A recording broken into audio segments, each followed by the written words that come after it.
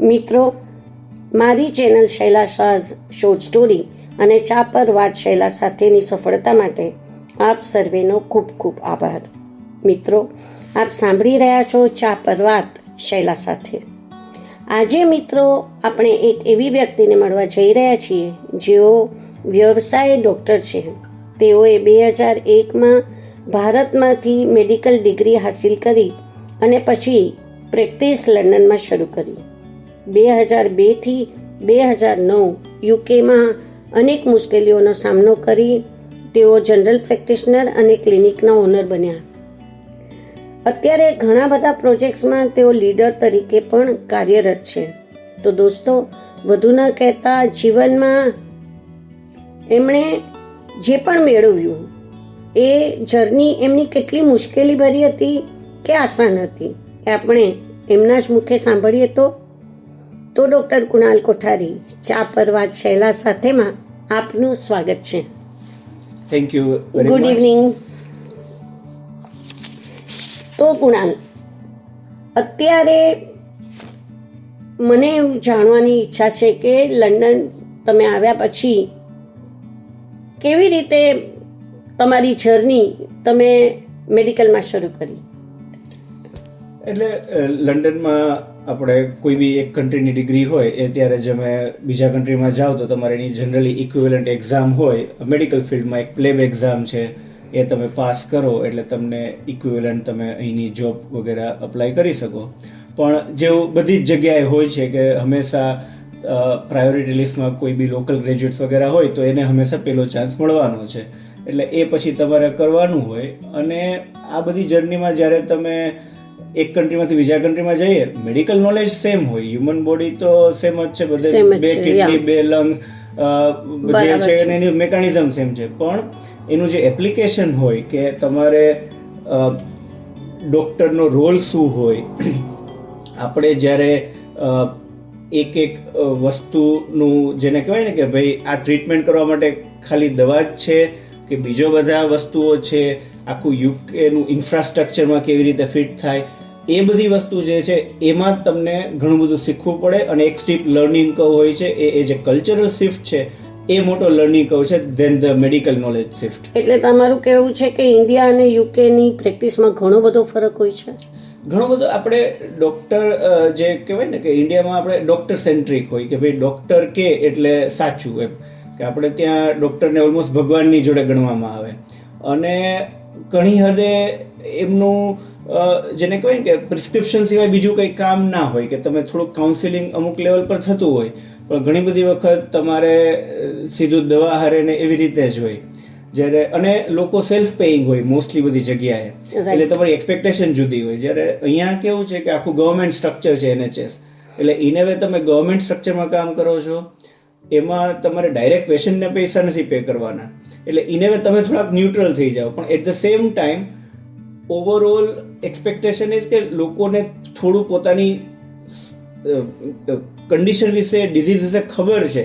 તો જે health લિટરસીનું level કહેવાય ને, એ એક્સપેક્ટેશન છે કે લોકોને તમારે એના મેનેજમેન્ટ પ્લાનમાં સહભાગી બનાવવાના છે. અહીંયા અમે જે મેઇન જ્યારે ઓવરસીઝ ડૉક્ટર આવે અને આપણે વાત કરશું, મારો વન ઓફ ધ રોલ જે છે એ લોકોને અહીંની સિસ્ટમમાં ટ્રેન કરવાનો.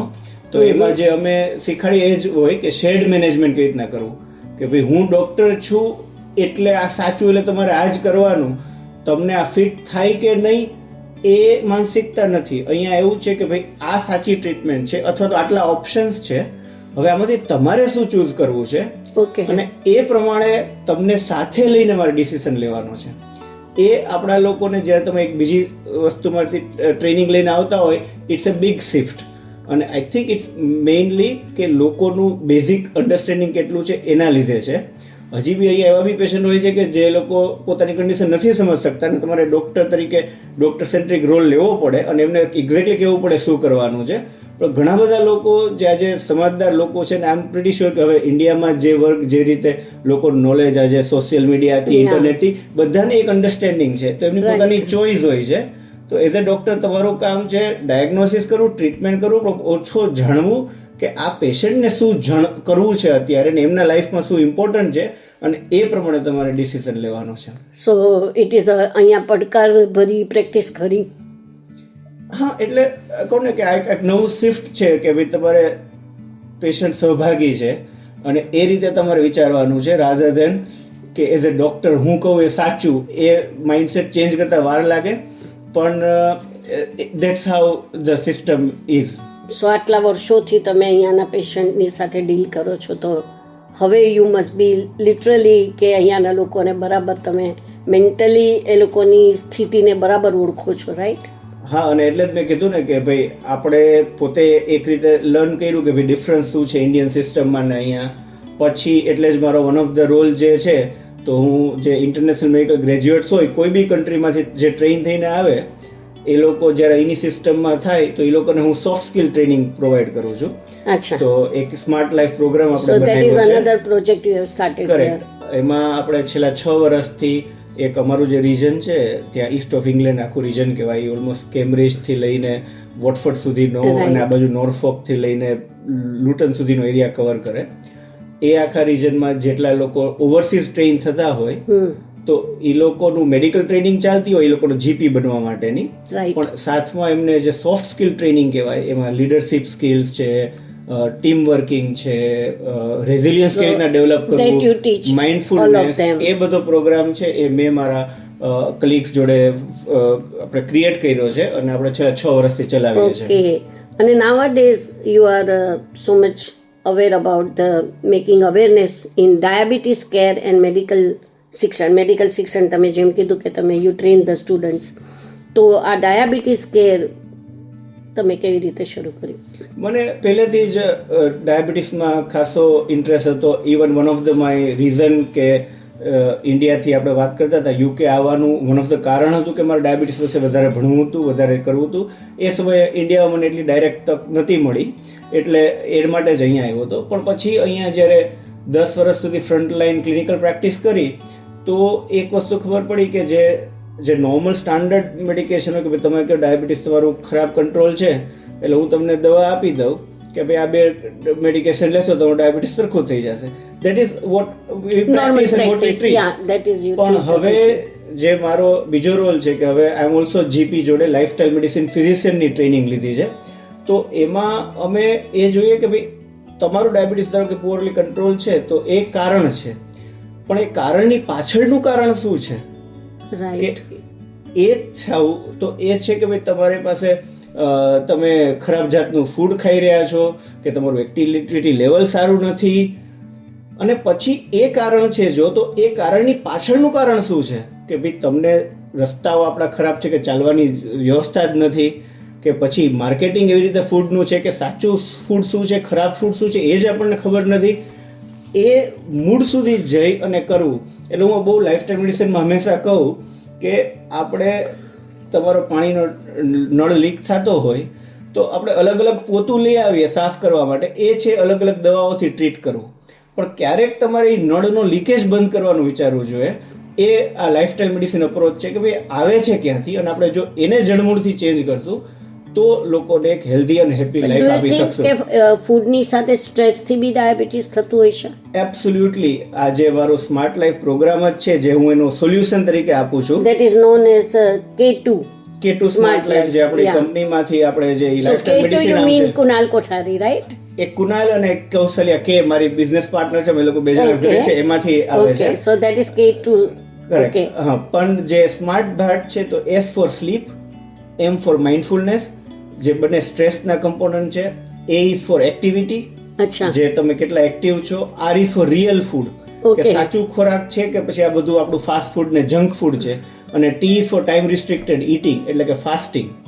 એ 5 કમ્પોનન્ટની કેવી અસર પડે છે તમારા લાઈફ પર ને સ્પેશિયલી ડાયાબિટીસમાં, વેઇટ ગેઇનમાં, અને એ જ સોલ્યુશન છે એ આપણે અત્યારે મેઇન સ્ટ્રીમ લોકોને આપવા માંગીએ છીએ. સાથે stress be very much important. So 100 days diabetes freedom challenge કાર્યક્રમ, શું તમે માનો છો કે ડાયાબિટીસ ખરેખર ક્યોરેબલ છે? હા, એ જે તમે નામ લીધું એ આપણે ઘણા બધા લાઈફસ્ટાઈલ પ્રોજેક્ટ છેલ્લા 3-4 વર્ષથી કરીએ છીએ, એમાંનો એક પ્રોજેક્ટ હતો. અને હા અને ના, ઇન ધ સેન્સ કે જ્યારે આપણે ભણતા હતા કે મેડિકેશનથી હતો કે જ્યારે અમે સ્ટાર્ટ કર્યું હતું કે હા ભાઈ ડાયાબિટીસ એક લાઈફ લોંગ ડિઝીઝ છે, તમને ક્યારથી છુટકારો ન મળે અને તમારી દવા હંમેશા વધતી જ રહેશે.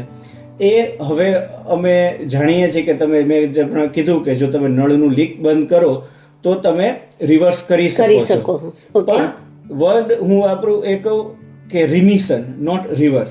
રિમિશનનો મતલબ શું કે જો તમે એક લાઈફસ્ટાઈલની લીધે તમને ડાયાબિટીસ આવ્યું, હવે તમે એક નવી લાઈફસ્ટાઈલ એડપ્ટ કરશો તો જ્યાં સુધી એ નવી લાઈફસ્ટાઈલમાં રહેશો ત્યાં સુધી ડાયાબિટીસ દૂર રહેશે. પણ તમે પાછા ઓલ્ડ હેબિટમાં આવ્યા તો એ પાછું આવવાનું જ છે. રાઈટ. એટલે એમ ક્યોર ન કહી શકાય ને, પણ રિમિશન કહેવાય. So that practice should be continuous till the lifetime. Correct. Then you can can be curable. Right. તો બીજું મારે તમને ખાસ પૂછવાનું હતું કે આ લાઈફસ્ટાઈલ મેડિસિન ફિઝિશિયનની જ તમે અત્યારે વાત કરી, અને બીજું તમે આજકાલ ભગવદ્ ગીતાના સિદ્ધાંતોનો સમાવેશ પણ આ લાઈફસ્ટાઈલમાં કર્યો છે. તો ભગવદ્ ગીતાને યા મેડિકલ સાથે કદાચ સંબંધ હોઈ શકે, as a layman I don't know about it, પણ તમે એ સિદ્ધાંતો પર કેવી રીતે ચાલો છો? હવે કેવું છે કે મેં તમને કીધું કે આપણે આજે સોફ્ટ સ્કિલનો પ્રોગ્રામ કર્યો, જેમાં હું આ ટીમ વર્કિંગ વિશે, લીડરશિપ સ્કિલ વિશે, માઇન્ડફુલનેસ વિશે ઘણું બધું લોકોને ટીચિંગ કર્યું. તો એના માટે મેં લગભગ 100-150 જેટલી અલગ અલગ વેસ્ટર્ન ઓથર્સની મેઇનલી બધી હરેક ફિલ્ડની બુક્સ વાંચી અને એના પરથી આપણે બધા ટીચિંગ પ્રોગ્રામ બનાવ્યા છે. હવે ઓનલી લાસ્ટ 1-2 વર્ષમાં આપણે ભગવદ્ ગીતાનું નોલેજ તો કેટલું કે ભાઈ મહાભારત સિરિયલમાં જે કૃષ્ણનો પાઠ જોયો હતો અને આપણે 2-4 વસ્તુ આપણને ખબર હોય, એટલે કેલેન્ડરમાં એમાં જોયું હોય કે ભાઈ કર્મ કરો ને ફળની ઈચ્છા ના રાખો, પણ એનું પ્રેક્ટિકલ એપ્લિકેશન આપણે જોયું ના હોય.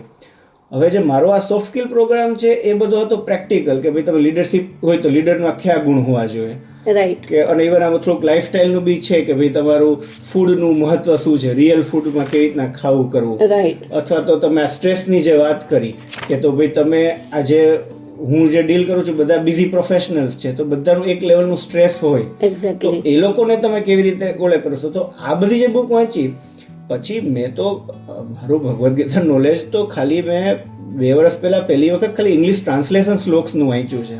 ઓકે. પણ એ વાંચીને જ મને એમ થયું કે જો જેટલા કોન્સેપ્ટ મેં 100-150 બુકમાં જોયા છે એ બધા જનું મૂળ ભગવદ્ ગીતામાં છે. ઓકે. એવરી શ્લોકનું ક્યાંક ને ક્યાંક તમે લીડરશિપની વાત કરો, ટીમ વર્કિંગની વાત કરો, સ્ટ્રેસની વાત કરો, સ્લીપની વાત કરો, ફૂડની વાત કરો, ક્યાંક ને ક્યાંક તમને એક શ્લોક મળશે જે એક્ઝેક્ટલી એ જ પોઈન્ટ કહેવા માંગે છે. અને એ બહુ મોટો આઈ ઓપનર હતું મારા માટે કે ભાઈ મેં તો આ બધું કે જે એક મેડિકલ સ્ટડીઝમાંથી આ બધું જેને કહેવાય પર્સનલ ડેવલપમેન્ટની સ્ટડી કહેવાય કે એ બધું અલગ અલગ બુક્સમાંથી કરી, મોસ્ટલી વેસ્ટર્ન ઓથરમાંથી, પણ એકચ્યુઅલી આપણા પોતાની પાસે જ આટલો મોટો વારસો છે કે જે લગભગ કોઈ એવું ફેમિલી નહીં હોય હિન્દુમાં જેમાં ઘરમાં ભગવદ્ ગીતા ના હોય, રાઈટ. પણ આપણામાંથી કેટલા વાંચી શકીએ છે અથવા તો સમજી શકે છે અને એ સમજે છે કે ભાઈ આ તો એકદમ પ્રેક્ટિકલ ઓલી છે, આ કોઈ રિલિજિયસ બુક નથી, આ practical day to day decision making કેવી રીતે લેવા એની બુક છે, અને એનાથી તમને ઘણું બધું સ્ટેબિલિટી મળી શકે લાઈફમાં. સો એક્ઝેક્ટલી ઇટ ઇઝ સેડ કે ભગવદ્ ગીતા ખોલો અને કોઈ પણ એક શ્લોક તમે વાંચો, તમારા જીવનને બરાબર એ મળતું જ આવતું હોય છે. તમે ગમે ત્યાંથી શરૂ કરો અને ગમે ત્યાંથી ભગવદ્ ગીતા પૂરી કરો તો દેટ કનેક્ટ્સ યુ એનીવેર, રાઈટ. તો બીજું તમે તમારા આજના જનરેશનને શું કહેવા માંગો છો? ઇન્ડિયા હોય કે યુકે હોય, because you are from India, અને આજે ઇન્ડિયા ફ્લોરિશ પણ એટલું જ થઈ રહ્યું છે, તો ઓપોર્ચ્યુનિટીઝ તો ઇન્ડિયામાં પણ બહુ છે. સો તમારો આગળનો પ્લાન એવો છે બેક ટુ ઇન્ડિયા? 3 પોઈન્ટ આમાં તમે કીધા. એક તો ઇન્ડિયાનો પ્રોગ્રેસ જે હું આ 20 વર્ષથી અહીંયા છું એમાં અનડિનાયેબલ છે, અને આપણે અમુક વસ્તુ જે અત્યારે આપણા પ્લેટફોર્મ્સ જુઓ, તમે એરપોર્ટ્સ જુઓ, infrastructure is developing like anything, that is next to nothing, અને એ કોઈ બી માટે લુક્રેટિવ છે. એઝ ફાર એઝ પર્સનલ વસ્તુની વાત કરો ને, હા અહીંયા રહેતા કોઈ બી ફેમિલી હોય એ બધામાં એ ચર્ચા હંમેશા રહેવાની છે. જ્યારે તમારી પાસે ઓપ્શન્સ હોય કે તમે ઇન્ડિયામાં બી રહી શકો, તમે અહીંયા બી રહી શકો, ત્યારે હંમેશા તમે કમ્પેર કરવાના છો. આપણે જેને કહેવાય ને grass is always greener on other side. અને એમાં બી જ્યારે તમને તમારી ડે ટુ ડે જિંદગીમાં કે જોબમાં જો કોઈ મુશ્કેલી આવે તો ત્યારે તમે વિચાર કરવા માંડો કે આના કરતાં ઓલું સારું હોત તો, અને હું એક બહુ સ્ટાન્ડર્ડ બધાને જવાબ એના માટે હમણાં આપું છું કે ભાઈ આપણે હંમેશા કહેતા grass is greener on other side. હું એવું માનું છું કે ગ્રાસ ઇઝ ગ્રીનર જ્યાં તમે પાણી છાંટો. રાઈટ. તમે ઇન્ડિયામાં બી રહીને એટલું જ શાંતિ અને સુખી જીવન અને સારું જીવી શકો છો, અને યુકેમાં બી કરી શકો છો, અમેરિકામાં બી કરી શકો છો. એબ્સોલ્યુટલી. કન્ટ્રી હવે ગ્લોબલ વર્લ્ડ છે, જગ્યાનું હવે બહુ મહત્વ નથી. તમે વિડીયો કોલ થઈ શકે છે, લોકો ઘરે બેઠા કામ કરે છે કોઈ બી વર્લ્ડના ખૂણે કોઈ બી માટે. એ વખતે બહુ કન્ટ્રીની બાઉન્ડ્રીઝ વિશે કે એના વિશે બહુ આપણે ડીપમાં જઈને સુખી કે દુખી થવું એનો મતલબ નથી. સવાલ જ નથી. તમે જ્યાં જો છો ત્યાં તમે શું ઇમ્પેક્ટ કેળવી શકો છો એ ઇમ્પોર્ટન્ટ છે. અને જે તમે કીધા હતા કે નવા લોકોને શું સંદેશ આપો, તેમાં બે વસ્તુ છે. એક તો તમે આપણે કહેવાય કે ભાઈ કોન્ફિડન્સ એટલે શું, તો આપણે હંમેશા એમ થાય કે કોન્ફિડન્સ એટલે હું બીજા કરતા સારો છું એ કોન્ફિડન્સ કહેવાય ના. કોન્ફિડન્સ એને કહેવાય જ્યારે તમને એવી સમજણ આવે કે મારે મારી જાતને બીજા જોડે કમ્પેર કરવાની જરૂર જ નથી. એક્ઝેક્ટલી. એ જ્યારે તમને સમજણ આવે ને, અને એની જ જોડે લિંક છે કે દરેક માણસ છે ને એક યુનિક સ્કિલ જોડે જન્મેલો હોય છે. એટલે તમારું પહેલું કામ એ છે કે ભાઈ તમે એ જાણો, આપણે જે એનલાઇટમેન્ટ કે ને કે એ તમને એ ખબર પડે કે મારા જિંદગીનો મિનિંગ શું છે, કે મને એવી કઈ યુનિક સ્કિલ આપેલી છે ભગવાને જેના લીધે હું અહીંયા છું. એક્ઝેક્ટલી. પણ એ જે તમને ખબર પડે ને પછી પર્પઝ ઓફ લાઈફ કોને કહેવાય, તમે એ સ્કિલ તમે છે ને વાપરો બીજાના ભલા માટે. રાઈટ. જે કે તમને ખબર પડી કે તમારી પાસે શક્તિ છે બોલવાની. રાઈટ. તમે કોઈ બી જગ્યાએ કંટ્રોલ કરી શકો છો, તમે વસ્તુઓને એવી રીતે મૂકી શકો છો કે જેથી તમે લોકો સમજી શકે કે તમારી સ્ટોરી લખવાની છે કે તમારો પોડકાસ્ટ છે આ, તો એ તમારી એક સ્કિલ છે. હવે આ સ્કિલ તમને ખબર પડી ગઈ કે તમારી સ્કિલ છે, તો તમે આ જિંદગીના તબક્કે હવે આ સ્કિલ થી બીજાને શું હેલ્પ કરી શકો, જે તમારો ઉદ્દેશ્ય છે આ પોડકાસ્ટનો, જે સમાજે આપણને આપ્યું છે એનું, તમે જેટલી બુક લખી છે એનો તમારો ઉદ્દેશ્ય શું છે કે ભાઈ મને એક વસ્તુ સમજાણી, પણ એ ભગવાનની દયા છે કે આપણને એ સ્કિલ આપી, તમને ખબર પડી, એ તમારી મહેનત છે. હવે તમારું કામ એ છે કે આ સ્કિલ થી હું બીજાને શું ફાયદો કરાવું. અને એક્ઝેક્ટલી જે તમે આ કામ પોડકાસ્ટ થી કરો છો એ જ અમે અમારા લેવલ પર હવે નાના મોટા અવેરનેસ કેમ્પેઇન થી કરવા માંગીએ છીએ કે ભાઈ આપણને ખબર છે કે આપણામાં જો એક સમજાવવાની શક્તિ હોય, રાઈટ, કે સમજવાની શક્તિ હોય તો એ આપણે બીજાને કેવી રીતે આપીએ. બરાબર છે. એબ્સોલ્યુટલી. ડૉક્ટર કુણાલ, તમારી સાથે વાત કરીને ખૂબ જ આનંદ થયો, અને આઈ હોપ કે તમે જે કીધું એ આજનું જનરેશન ખરેખર એપ્રિશિએટ કરશે, અને તમારા હજી આગળ નવા પ્રોજેક્ટ બીજા કંઈ આવી રહ્યા છે તો એ વિશે કંઈ કહેવું છે તમારે? ના, બસ હવે આપણે આ જ છે કે અત્યારે મારું જે કહું ને કે ભાઈ પર્સનલ ડેવલપમેન્ટ અને પ્રોફેશનલ ડેવલપમેન્ટની વાત છે, તો એમાં મને એક જ વસ્તુ છે કે ભાઈ આ લાઈફસ્ટાઈલની વસ્તુ છે એનું આપણે ફરીથી ક્યારે પ્રોપર પોડકાસ્ટ ખાલી લાઈફસ્ટાઈલ ડિસ્કસ કરવા માટે કરશું, કારણ કે મારે એક ખાસો મેસેજ, કારણ કે આપણે ઇન્ડિયામાં બિંગ વેજીટેરિયન કન્ટ્રી અને આપણે ત્યાં વોકિંગ સિવાયની કોઈ એક્સરસાઇઝનું હજી મહત્વ નથી સમજતા. રાઈટ. એટલે થોડુંક લોકોને પ્રોટીન અવેરનેસની જરૂર છે, થોડુંક મસલ બિલ્ડિંગ એક્સરસાઇઝની જરૂર છે, અને એ આપણે કરશું. ઓકે, તો આપણે we are definitely will take another interview for protein and food development માટે પણ. તો thank you very much doctor Kunal for coming and joining us for the ચાય પર વાત શૈલા સાથે. તો મિત્રો, આપણે ડૉક્ટર કુણાલ કોટારી સાથે આજે એક ભારતીય ડૉક્ટરને પારકા દેશમાં મળેલી સફળતા વિશે જાણ્યું. મિત્રો, મહેનત માણસને ક્યારેય પાછી પાની નથી કરાવતો, પછી એ દેશ પોતાનો હોય કે પારકો.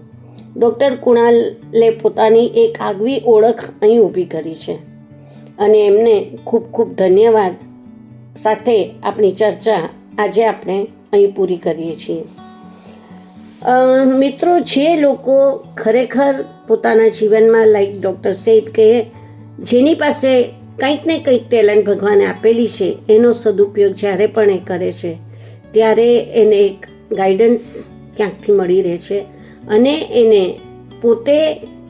પોતાને જે ઇન્સ્પિરેશન કોઈક પાસેથી મળ્યું છે એ ઇન્સ્પિરેશનનો એક દાખલો પોતે બેસાડે એ પણ બહુ જ જરૂરી છે સમાજ માટે, કે તમે બીજાના ઇન્સ્પિરેશન બની શકો. તો